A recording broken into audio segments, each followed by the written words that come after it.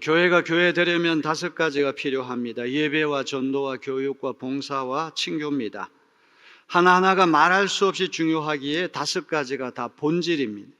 어느 것 하나라도 빠지면 주님의 몸된 교회가 되기 어렵습니다.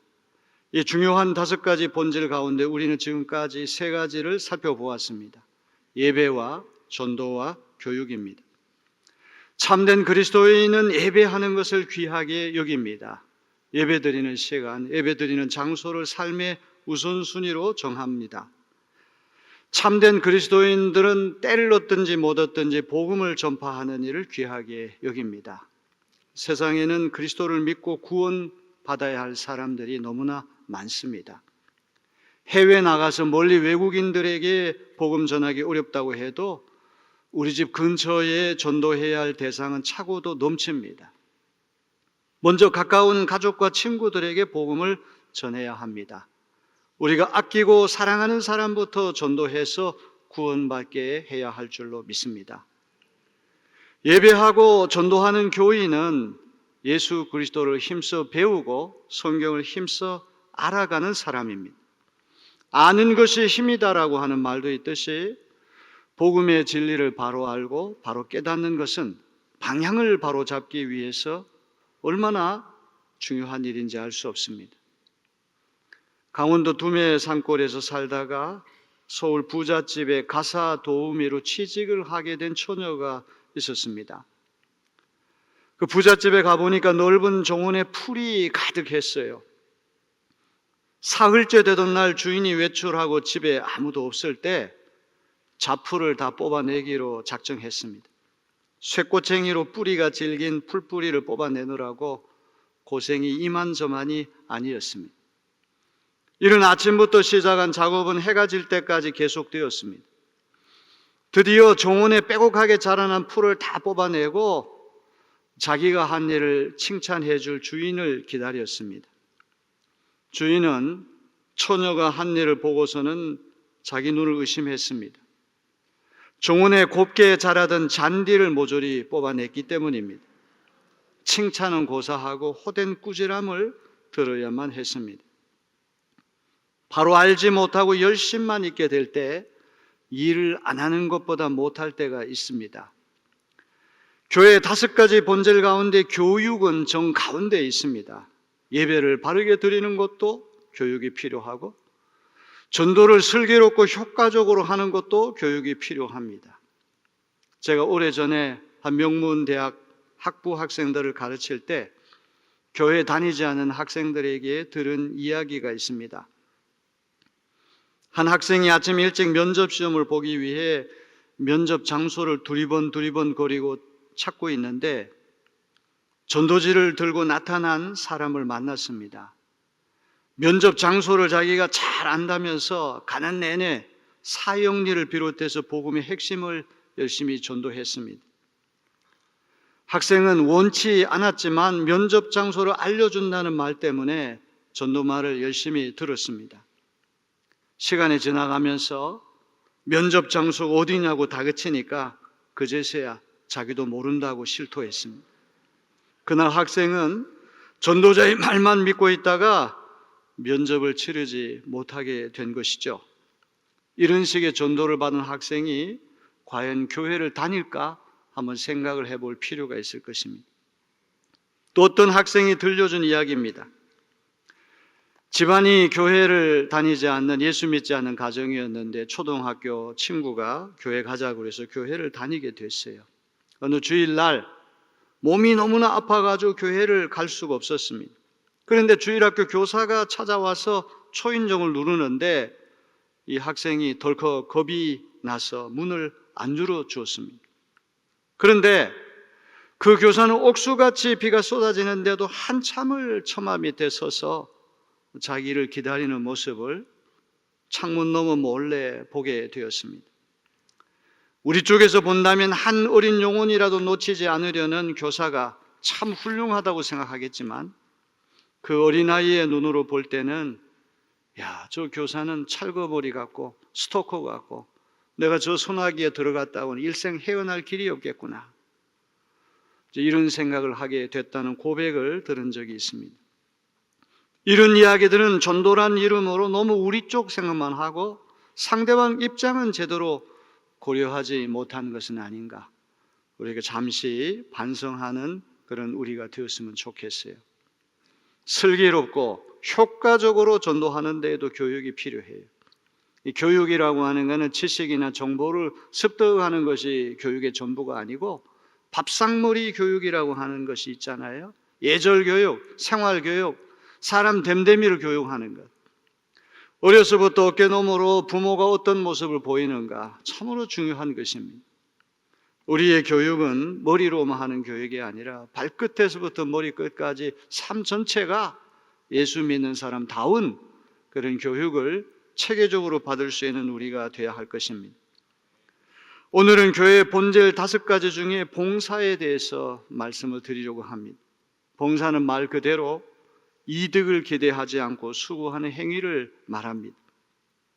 시간과 건강과 물질과 재능을 바쳐서 헌신하는 것이 봉사입니다.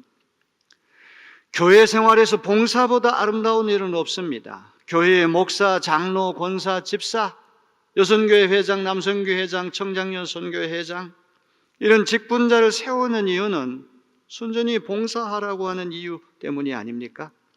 그런데 오늘날과 같은 개인주의적이고 물질 만능주의 시대에는 참된 봉사자를 찾기가 어렵습니다.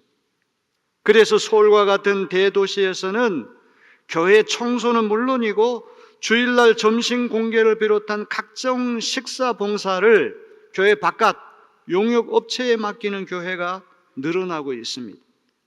섬기고 돌보고 희생하는 일에는 점점 열심을 잃어가는 시대가 우리 시대인 것입니다. 주님의 몸된 교회가 건강한 교회로 살아있기 위해서는 교회 각 영역에 충성스러운 봉사자들이 차고 넘쳐야 할 줄로 믿습니다. 오늘 봉독한 출애굽기 18장을 보면은 모세가 이른 아침부터 밤늦은 시간까지 이스라엘 백성 송사 문제를 처리하는 것을 장인 이드로가 지켜봤어요. 한 사람이 너무 과중한 일을 하는 것을 보고는 직분자를 뽑아 세우라, 봉사자를 뽑아 세우라 이렇게 충고하는 이야기가 오늘 본문 말씀입니다. 너는 또 온 백성 가운데서 능력 있는 사람들 곧 하나님을 두려워하며 진실하며 불의한 이익을 미워하는 자를 살펴서 백성 위에 세워 천부장과 백부장과 50부장과 10부장을 삼아 그들이 때를 따라 백성을 재판하게 하라. 큰 일은 모두 내게 가져갈 것이요 작은 일은 모두 그들이 스스로 재판할 것이니 그리하면 그들이 너와 함께 담당할 것인즉 일이 내게 쉬우리라. 모세 혼자 그 어려운 일을 다 감당할 수 없으니까 천부장, 백부장, 50부장, 10부장 참모들을 세워서 봉사자들을 세워서 일을 분담하라 이런 말씀이 아닙니까? 여기 모세를 도와 일할 봉사자들을 뽑을 때 어중이 또중이 아무나 뽑는 게 아니에요. 능력 있는 사람을 뽑으라고 해요. capability. 능력이라고 하는 게 얼마나 중요합니까? 어떤 일을 수행하기 위해서는 능력이 있어야 하겠죠. 기계를 다루는데도 기술이 있어야 됩니다.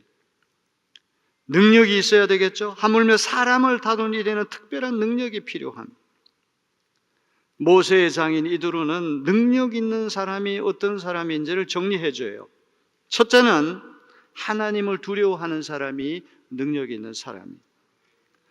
특별히 교회 일이라고 하는 것은 하나님을 두려워하는 믿음이 선행되지 않고는 교회 봉사는 이루어질 수가 없습니다. 두 번째는 진실한 사람이 돼야 돼요. 무슨 말을 하고 어떤 행동을 하든지 간에 주변 사람들의 신뢰를 줘야 하는 것입니다. 셋째로 부당한 소득을 미워해야 된다. 부정직한 이득을 탐내지 말아야 한다. 이렇게 말씀하고 있습니다. 하나님의 일을 하는 봉사자에게도 이와 같은 기준이 있다는 사실이 참으로 중요합니다.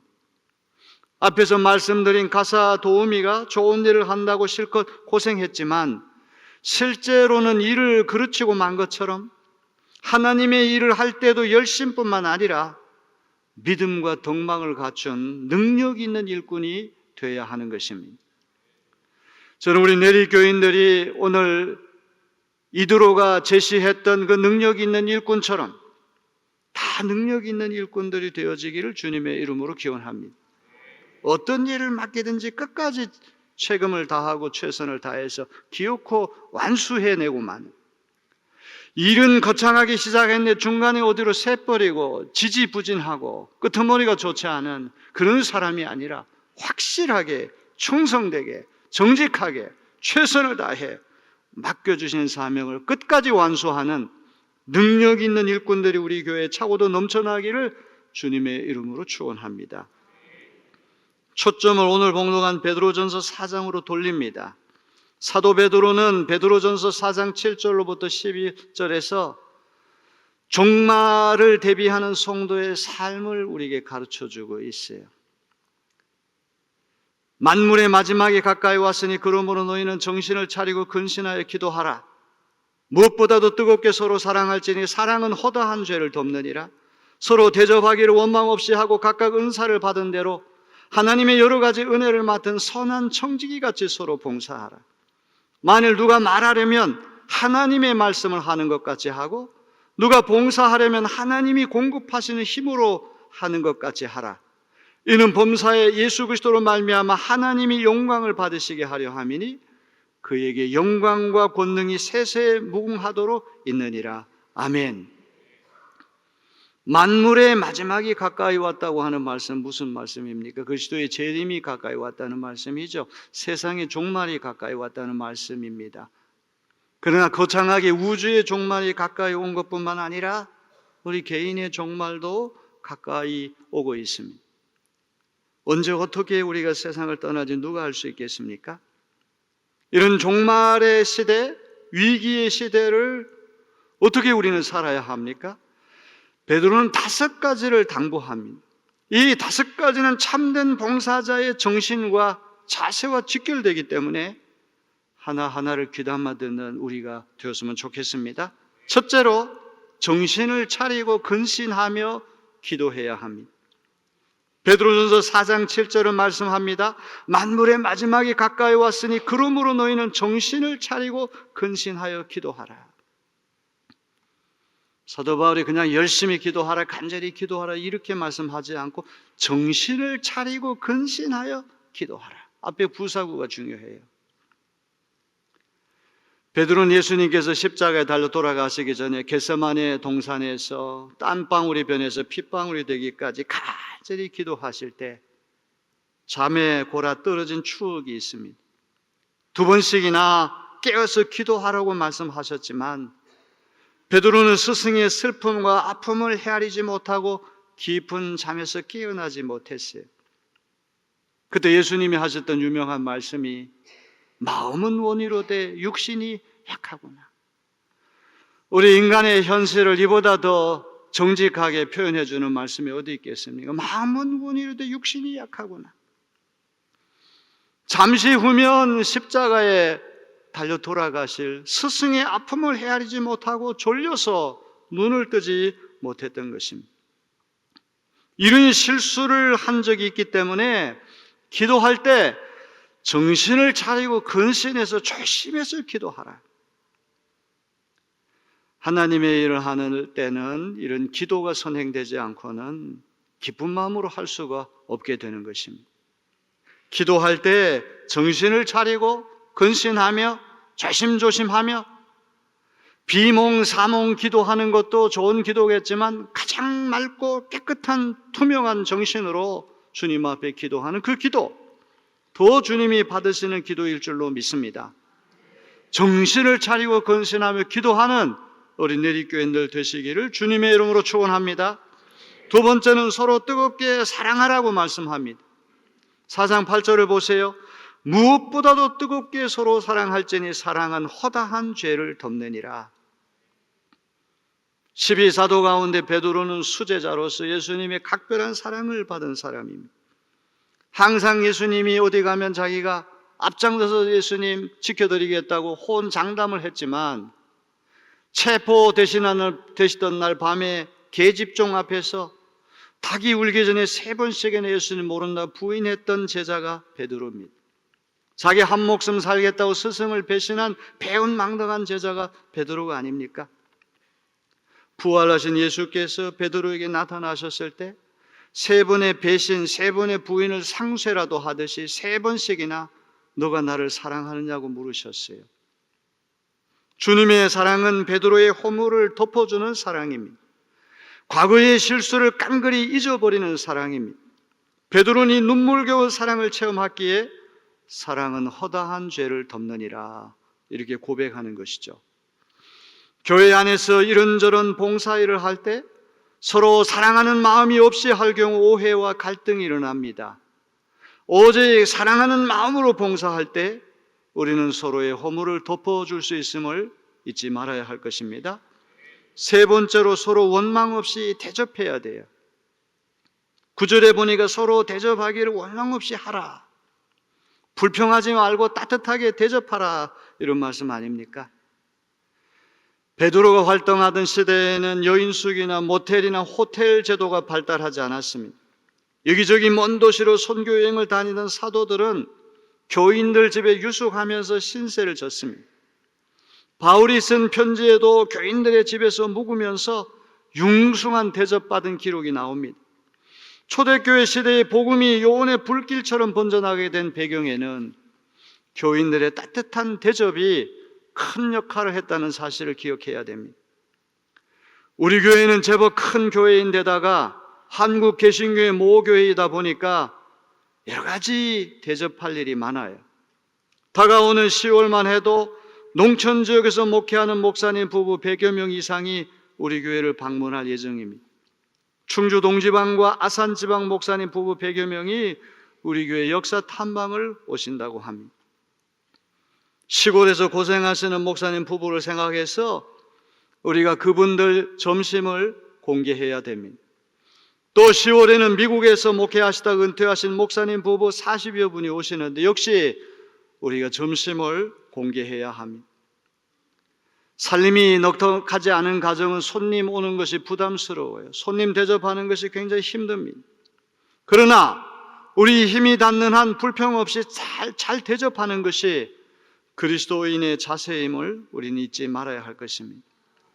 무엇보다도 도요선교 회원 여러분들이 주일마다 정성을 다해 대접해 주시는 것, 온 교우들이 기뻐하고 감사한 마음을 갖고 있습니다. 지금까지 그래왔던 것처럼 원망하거나 불평하지 말고 기꺼운 마음으로 대접한다면 하나님께서 우리에게 큰 은혜와 복을 내려주실 줄로 믿습니다. 넷째로, 받은 은사대로 선한 청지기와 같이 서로 봉사해야 합니다. 10절을 보세요. 각각 은사를 받은 대로 하나님의 여러 가지 은혜를 맡은 선한 청지기 같이 서로 봉사하라. 하나님 우리 모두에게 은사를 주셨거든요. 잘 웃는 은사, 사람 기쁘게 하는 은사, 친절한 은사, 음식 잘 만드는 은사, 노래 잘하는 은사, 그림 잘 그리는 은사. 군뱅이도 기는 재주가 있다고 하는 말처럼 해 아래에 있는 모든 인생은 다 하나님이 각양 은사를 우리에게 주셨어요. 은사에 따라 여러 가지 직분을 맡아서 봉사합니다. 이때 우리는 선한 청지기 같이 봉사해야 하는 것이죠. 청지기는 누구를 얘기합니까? 주인의 재산을 맡아서 관리하는 사람이 청지기 아닙니까? 주인이 멀리 해외여행을 갈 때 주인 재산관리 정권을 청지기에 맡겨가지고 주인이 부재한 상황에서도 주인이 앞에 있다는 그런 마음을 가지고 정성을 다해 꼼꼼하게 빈틈없이 정직하게 완벽하게 주인의 재산을 맡아 잘 관리하는 사람이 청지기가 아닙니까? 받은 은사대로 선한 청지기 같이 봉사하라. 교회 일을 할 때 칭찬과 이득만 기대한다면 우리는 참된 봉사자가 될 수 없습니다. 자원하는 마음으로 기꺼이 하는 봉사가 되어야 할 것입니다. 칭찬이나 보상 없이 자원하는 마음으로 봉사한다고 해서 대충대충 해서는 안 될 것입니다. 예수께서 달란트 비유를 통해서 2달란트, 5달란트 받은 종에게 착하고 충성된 종이라고 그렇게 말씀하시지 않았습니까? 사람이 착하기는 해요. 그냥 뼈가 없을 만큼 흐물흐물 정도로 그냥 부처님 가운데 토막처럼, 그게 뭔지는 모르지만 그렇게 사람이 좋은데 뭘 시켜놓으면 해내지를 못해. 큰 문제입니다. 사람이 아주 유능해가지고 똑똑하고 능력은 있는데 얍삽해요. 야비해요. 그게 더 큰 문제죠. 착하면서도 충성된 사람, 진실하면서도 성실한 사람, 선량하면서도 책임감이 강한 사람, 어떤 일을 맡겨도 확실하게 해내는 사람, 그런 사람이 우리 그리스도인 되어야 할 줄로 믿습니다.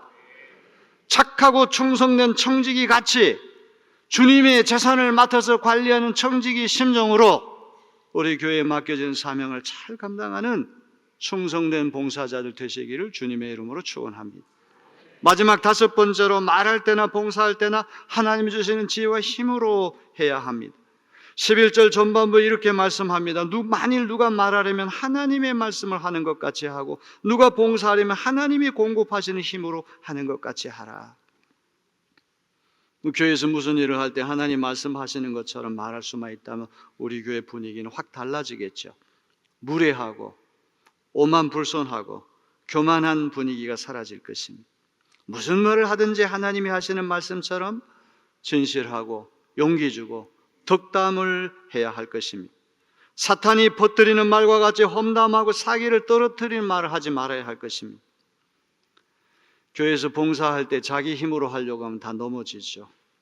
하나님이 주시는 힘이 아닌 사람의 힘으로 할 때 실망하고 실패할 수밖에 없습니다.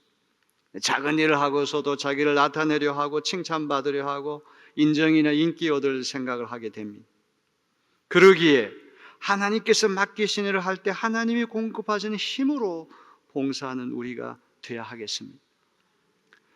교회에서 이런저런 일을 맡아서 봉사하다 보면 시험에 빠질 때가 있어요. 땀을 뻘뻘 흘리면서 주방에서 봉사를 하는데 반찬이 짜다, 국이 싱겁다, 이런 불평이 들려옵니다. 무더운 여름 날씨에 밖에 나가서 땀을 뻘뻘 흘리며 주차 안내를 하는데 독불장군으로 듣지 않는 사람이 있어요. 당신이 뭔데 교회에 와서까지 간섭이냐? 화를 내면서 안내에 따르지 않는 이가 있을 수 있습니다. 이런 일을 겪다 보면 봉사고 뭐고 다 때려치우고 싶은 마음이 들 때가 있겠죠. 실제로 이런 스트레스를 견디지 못하고 교회를 떠나는 사람도 있습니다. 선한 봉사를 하다가 어려운 일을 만날 때 우리는 낙심하지 말아야 합니다.